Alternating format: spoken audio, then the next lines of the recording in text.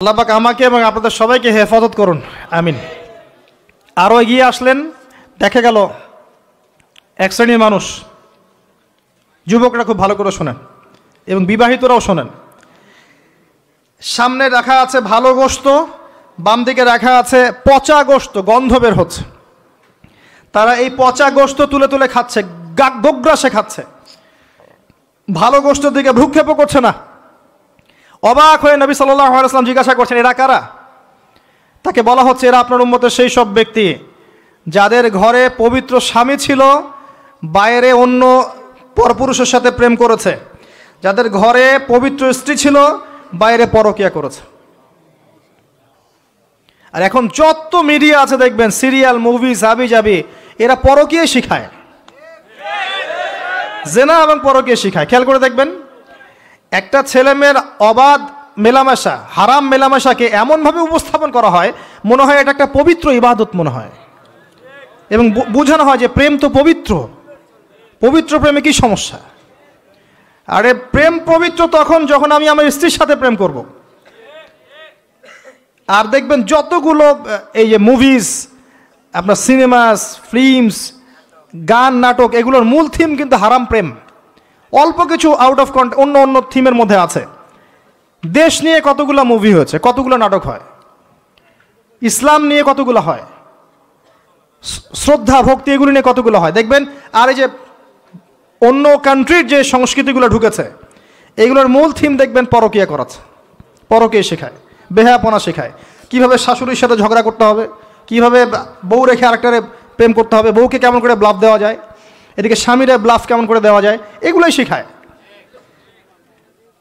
এবং অনেক ক্ষেত্রে দেখা যায় তাদের দেশের মানুষ এগুলোর প্রতিবাদ করছে, আর আমাদের মা বোনরা এগুলো দিব্যি দেখছে, ডেইলি রুটিন, যে 3-4 ঘন্টা এগুলো দেখতেই হবে। বাঘের সামন থেকে আপনি হাড্ডি গোশত নিয়ে আসতে পারবেন, এইসব মেয়েদের হাত থেকে রিমোট নিতে পারবেন না। এরপরেও দেখবেন আপনি আবার নগ্ন ফিল্ম, পর্নোগ্রাফি আছে না, এগুলো আবার ফ্রি অ্যাক্সেস, আপনি চাইলে ইন্টারনেটে ঢুকবেন, দেখতে পারবেন। এটা কিন্তু আমরা রাষ্ট্রীয়ভাবে বন্ধ করতে পারতাম, যে আমার দেশে কোনো পর্ন সাইট চলবে না, কোনো পর্ন সাইট চলবে না। পর্নোগ্রাফি একমাত্র কারণ, সমস্ত কারণের সবচেয়ে বড় কারণ, বাকি কারণগুলো আছে, সবচেয়ে বড় কারণ, এর কারণে ধর্ষণ বাড়বে। যত বেশি পর্নোগ্রাফির প্রচলন ঘটবে, তত বেশি ধর্ষণ বাড়বে। কারণ পর্ন দেখতে দেখতে মানুষের ভিতরটাকে পশু বানিয়ে ফেলা হয়, এবং এই পশু সুযোগ পেলেই একটা মেয়েকে ধর্ষণ করবে। হ্যাঁ, এর ভিতর থেকে বাইরে মনে হচ্ছে কোটটাই স্যুট পরে আছি, জুব্বা ডুব্বা পরে আছি, ভিতরটা পশু বানিয়ে ফেলা হয়। এবং দেখবেন ফাঁক পেলে মেয়েকে ধর্ষণ করবে, ফাঁক পেলে বাচ্চাকে ধর্ষণ করবে, প্রাইভেট পড়াতে গিয়ে ছাত্রীকে ধর্ষণ করবে, চাকরি ক্ষেত্রে মেয়েকে ধর্ষণ করবে। দেখবেন এই কাজগুলো হবে, সুযোগ পেলেই ধর্ষণ করবে, কারণ ইন্টারনালি সে বিস্ট হয়ে গেছে, জানোয়ার। কিভাবে হয়েছে? ওই পর্ন দেখতে দেখতে। যারা এটাতে এডিক্টেড, তখন মনে হয় যে জগৎটা মনে হয় এমনই, একটা মেয়ের দিকে সে আর শ্রদ্ধা, সম্মান, ভালোবাসার দৃষ্টিতে দেখতে পারবে না। মেয়ের দিকে তাকালেই মনে হবে গোশতের টুকরা, খালি ভক্ষণ করতে হবে। হ্যাঁ, মাইন্ডসেটটা চেঞ্জ করে দিবে আপনার। মানে আমি আপনাকে বলি, পবিত্র ভালোবাসাটাকে যৌনতা দিয়ে ট্রান্সফার করা হয়েছে এই বিশ্বে।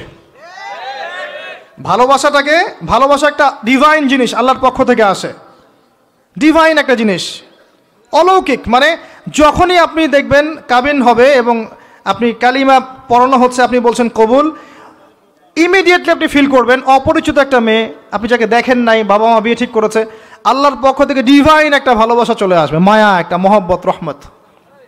এটা তারা ফিল করতে পারবে যারা পর্ন অ্যাডিক্টেড নয়। যারা পর্ন অ্যাডিক্টেড, দেখবেন ওই স্ত্রীকে তার ভালো লাগবে না, তার মনে হবে এর চেয়ে ওই মেয়েটা সুন্দর, তার চেয়ে ওই মেয়েটা সুন্দর, তার চেয়ে ওই মেয়েটা সুন্দর, কারণ তার মাথাটা এরকম বিক্ষিপ্ত, পাশবিক। এবং ম্যারিড লাইফেও সে দেখবেন স্ত্রীকে স্যাটিসফাই করতে পারবে না, নিজের উপর জুলুম করতে করতে নিজের সব যৌন ক্ষমতাও নষ্ট করে ফেলবে। আর একাধিক বিয়ে তো অনেক দূরের কথা, একটাই তার কাছে অনেক ভারী মনে হবে। পরে এসব ট্রিটমেন্ট করে কোনো লাভ হবে না। আল্লাহর দেওয়া সম্পদ নষ্ট করলে ট্রিটমেন্ট দিয়ে আসলে কোনো কাজ হয় না। তো আমি যেটা বলতে চাচ্ছিলাম, এই